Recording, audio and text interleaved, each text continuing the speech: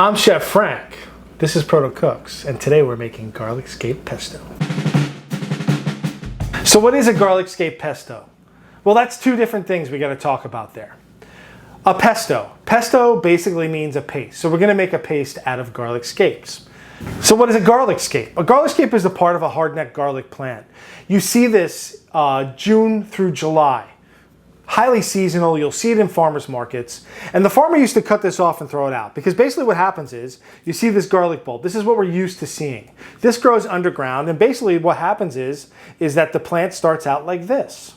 So you have a bulb, you have the flower or the shoot with the flower going up, but what happens is if you don't cut this off, this bulb won't grow to get bigger. So what the farmer does, cut it off, compost it, and then this bulb actually grows into a nice bulb of garlic that you have lots of cloves on. So this takes away the energy from the bulb, so the farmer gets rid of it. What chefs have found is that this is absolutely delicious. This is a great ingredient for so many different things. And between June and July, we have buckets and bags, and it's just garlic scapes coming out of our ears, right? Because a farmer has basically found a way how to make money out of this when it was normally just composted. And they're absolutely delicious. You can grill them, you can pickle them. Most of us pickle them. A lot of chefs will pickle these and have them throughout the year. You can use them like you would use garlic. They have a nice mild garlic flavor. It could be a little strong depending on the scape you get, but for the most part, they're absolutely delicious, and you should look for them in your farmer's market. For a garlic scape pesto, this is what we need. 2 to 3 pounds of garlic scapes, cleaned and chopped. About a half a cup of walnuts untoasted, a half a cup of Pecorino Romano cheese, a half a bunch of parsley chopped. A little bit of stem is okay, as long as they're not big and thick and woody. 1/2 to about 3/4 of a cup of olive oil, and of course, salt and pepper. So when I'm lucky enough to get to go out to farmers markets, we just went up to one in upstate New York, and they had garlic scapes and they had their own onions. And usually around mid-June, you'll see these things and you'll know that they're from the local farm. When you go to a farm stand, sometimes all the vegetables aren't from your local farm. But when you see garlic scapes or you see spring onions in the local farmers market, June and July, you're doing great. These were actually given to me by my good friends, the Ludlows. They were at a farmer's market last week. And it's kind of coming to the end of the season, and I was really excited to get them because I wanted to do this video. One thing you got to look for at this point in time is that because it's late July, you'll see that some of the tops are a little dried out. So I usually just cut the flower part off. And you got to make sure that the stem end isn't too woody or fibrous. So I usually just snap it off wherever it snaps itself. So if you just take this and you snap it, it usually snaps at the weakest point, and that's where it kind of gets less fibrous. And then you have to cut these before you put them into a food processor. Food processors are great at pureeing things, but they don't puree things super fine like a blender would. So we have to chop these as well. First thing I want to do is finish processing my scapes. I snapped off all the ends. I get rid of whatever flowers are left. And normally what I do with these is they're very curvy and weird. So I try and just cut them in half, and I kind of line them up with pieces that fit each other, kind of, like they're really hard to process, and normally people hate processing these because they take a long time, but I don't like throwing them into the Roku or the Cuisinart, because if you throw them in like this, there's a lot of fibers here. And what I want to do is cut these across the fibers so that they're smaller and they'll puree a little better. So I just cut these up. I try and match them to the shape that they're in. So you can see I have curvy ones there, less curvy ones here. I have straight ones here. And then I'll just chop them up and finish chopping them. Okay, let me get those here. Those are pretty good. Those are almost straight. So this is what I'll do. I'll get those, put them aside, put all my curvy boys together, and then just whack them up, okay? Just to cut across those fibers, because this could get a little stringy if you don't do this. So let's get these into my bowl.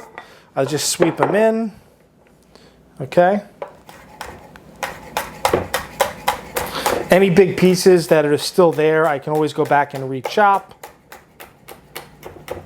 See, I had a big piece there, so I'll just re-chop it. Get them together. And what I normally do here too is, which is a great trick, You can use a bench scraper for this, but what I like to do, instead of getting my knife and trying picking these up and get it in there, I like to take my bowl or my container, I move my board over a little, and I just sweep everything into my bowl. It's just an easy way to get things off of the cutting board. I see there's a lot of gadgets and stuff like that, like bench scrapers or dough cutters, or using their knife to get it in, but that to me is the most efficient way to get this into your bowl. Okay, next step is we're gonna get everything into the Cuisinart, and we're gonna blend this up. Most of the work with pesto is in preparation, gathering your ingredients, chopping or washing, but when it comes to actually making the pesto, it's really quick. You basically throw everything in and you buzz it up. So that's what we're gonna do. One of the other things I like to talk about, whenever I'm using a blender or a food processor, I always have a rubber spatula at hand. You should always, this is one piece of equipment that I tell people all the time. Food processor, blender, have a rubber spatula, always, okay?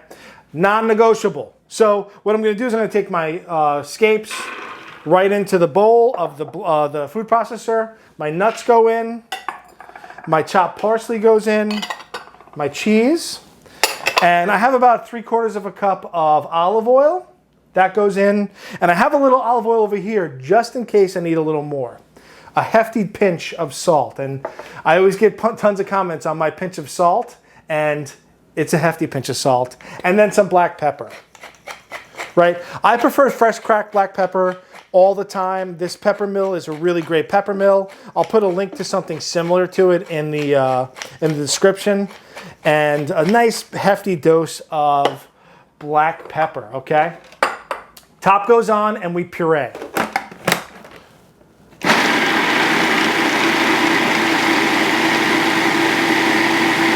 So I stop it, okay? So you know I only pureed it for about maybe 25 seconds. I stop, I get in there with my rubber spatula. I think it looks a little dry. I think it needs to have a little more moisture in there or liquid. I'm gonna add maybe another 1/4 cup of olive oil, and I'm gonna go for it again.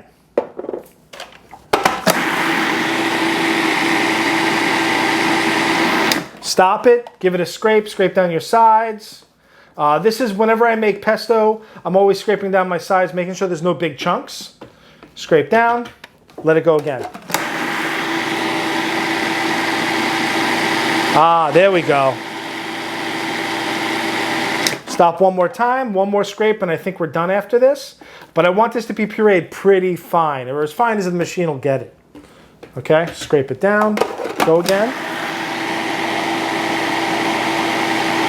Now what I'm looking for on the side here is that it's collecting here a little, but I can see that it's actually getting finer and finer as I watch. Stop one more time. I think we're gonna go for one more shot and then we're done. That was easy. Okay, it looks like it's done. You can see I have a nice paste here. That's the texture that I want. It looks really, really good. Let's put this in a bowl and I'll show you how to package it up. So now it's pureed. I take it out of the food processor. I just want you guys to see how beautiful that is. Get everything out that you can. The good thing about this is that it lasts a fair amount of time, right? You can leave this in the fridge and it'll last at least a week or two. It stays really well as long as you keep it refrigerated. So that is it. One thing I like to do with this is I package this up. You can freeze this. I don't necessarily like it frozen, but you can freeze it. But I buy these containers. We call them deli containers. I buy them in bulk at my local restaurant supply store with some lids. And what I'll do is I'll take this and I'll fill my deli container up, cover it nice and tight, put it away. Works really great for storage. They stack really well too. So that's our Scape pesto. Let's give it a taste. It's grassy. It's not as pungent as regular garlic. Absolutely delicious. So what can you do with this pesto? Pasta, obviously. We're gonna put it in pasta just like we would a basil pesto. Make garlic bread out of it. Put a little butter on some bread, spread this on and roast it in the oven. Use it as a dressing for salads, scramble it into eggs. What else? What else can we do? Rub it on your head for a baldness cure maybe. Maybe that'll work. We never know. But it's a super versatile pesto and something I hope that you'll really enjoy. And that's our take on garlic scape pesto. Give us a thumbs up, like, subscribe, hit the bell. Make sure that you get notified when we have new videos out. I like to read everyone's comments. I love reading people's comments. I try and answer as many as I can. I love hearing people's suggestions about what we're doing, and I get a lot of ideas that way. Thank you very much. The recipe will be in the description down below. We also have merchandise now. Proto Cooks t-shirts, need salt. You can check me out on my other accounts. I have Instagram at Proto Cooks. Pretty much all my accounts are at Proto Cooks. I'm Chef Frank. This has been Proto Cooks.